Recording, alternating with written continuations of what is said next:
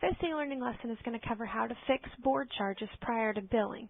It will also work after billing, but you'll need to either read the manual or look at the e-learning lesson about how to fix an invoice and actually cancel the invoice, and then all of these procedures will apply to after billing. But for this example, we're going to show as though no billing has been performed yet, so we can avoid the canceling the invoice, and you can learn that in another lesson. We're going to fix 3 types of board charges that can go wrong. Either the board should not have been charged at all, and it was. The board did not occur and should have been in the unbilled procedures report, and the board charge is wrong, either the incorrect amount of days or the incorrect rate. So for this lesson, we're going to open up the boarding module. And on my first example of the board should not have been charged at all, it was charged on the Mare Classic Sport. And for this example, maybe the owner said she was going to come in, somebody arrived, or she should not have been arrived at all. So what we're going to do is from here, I'm going to use my shortcuts for my horse, and I'm going to go to Classic Sports Procedures, and I'm going to remove the boarding. So from here, I can double click on it and remove it. Yes, I'm sure it has been deleted. So that takes that procedure off of the client's invoice whenever we create the invoices. I'm going to go back to the boarding module, and so she doesn't get charged again next month, I'm going to remove her.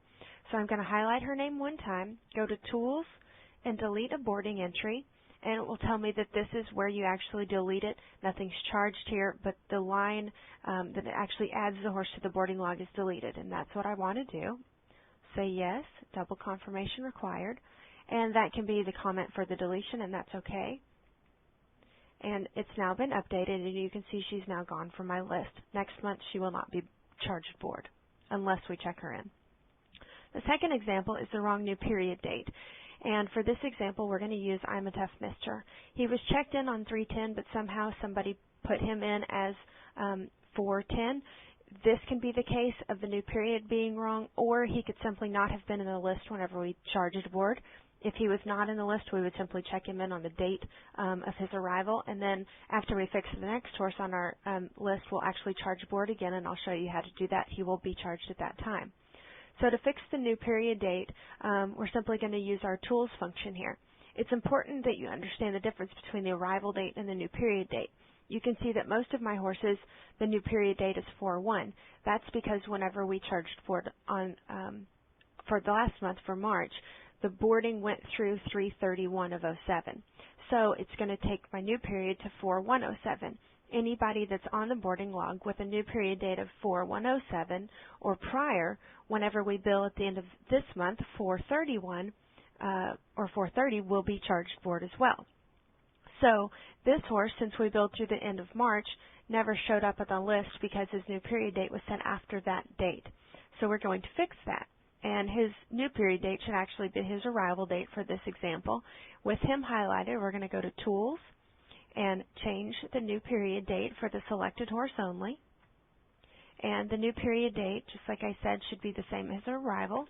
That was 3/10 of 2007. And you can see that the record has been updated, so now whenever we charge board, he's going to be charged. Our last example is that it was wrong. So for this example, we're going to use the horse staying power. She is currently on private board. However, she foaled 3/13 of 07. And when she foaled, the owner wanted her to go to wet mare board. So we need to do 2 things on this one. First, we need to remove the incorrect board, and then we need to change her board rate and then charge her again. So the first one we're going to do is use my shortcuts to the horse. I'm going to find her name in my list, and then on my procedures, I'm going to remove this board. And remove. It's now gone from her list of procedures. So I can close this. I'm going to go back to my training, or back to my boarding module, and right here I'm going to do change her new period date back to the beginning of the month so that we can kind of do it over. So I'm going to go Tools and New Period Date, and I'm going to change the new period to 3/1, which will get all of that month. And now my record's been updated. If I go back to her, you can see that her new period is 3/1. Now what I would like to do is a board change. So her new period is starting on 3/1. I'm going to do a board change. And I'm going to change from private board to wet mare care. And I'm going to pick my date of 3/13, which was her foaling date. And I'm going to do a rate change. And 3/13 is the first day of her new rate. And it's been changed successfully. So if I look at her now, her new period is 3/13. If I go to shortcuts in the horse and I pull her up, we're going to see a procedure in here that is the first 12 days of the month at private board.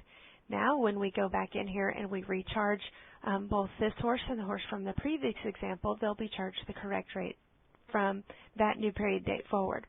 So from here, I'm going to close this, and I'm actually going to charge board through my billing. And you can see that, let me show you one more time on this mare, and don't mistake, this is 06. Her new period date for the current rate of wet mare is going to be 3/13. So I'm going to close this, go to my billing module, open up the boarding from here, and now my charge button has been activated. And I can charge this again through the end of the month. And you can see that if you look at all of my horses on here, there's only 2 of them that have a new period date that is before 3/31.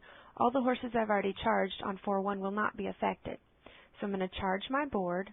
It's going to charge all the horses in my list. Yes, that's fine, because what I'm going to do is I'm going to set the last day I want to charge as 3/31.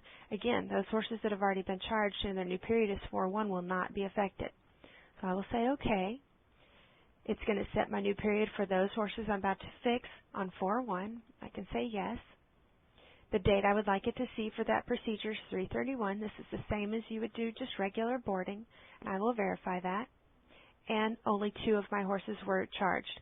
The one that has the date of 3/10, and if I move this one, the one of 3/13. I can say OK.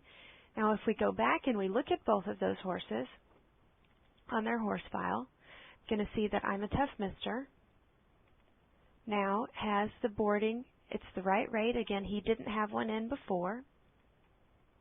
And on my other one, Staying Power, on her procedures, she now has the board rate on 3/12 for these 2, and she has the board rate of the wet mare for these 2 weeks. So you can see that both of them were charged correctly, and none of our other horses were affected. So on this lesson, you've learned how to add a board, remove the board rate that should not have been charged, as well as removing the horse from the list.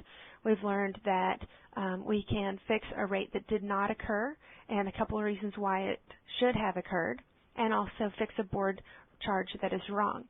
Using any of these kind of steps that I've shown you today in sequence or in some kind of grouping can fix any kind of problem that you have.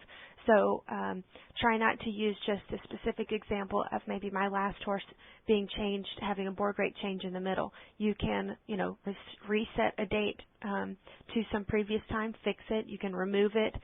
You can add one manually if you want to. There are a lot of things that can be done, but I think today we've learned several examples of how to do it the correct way.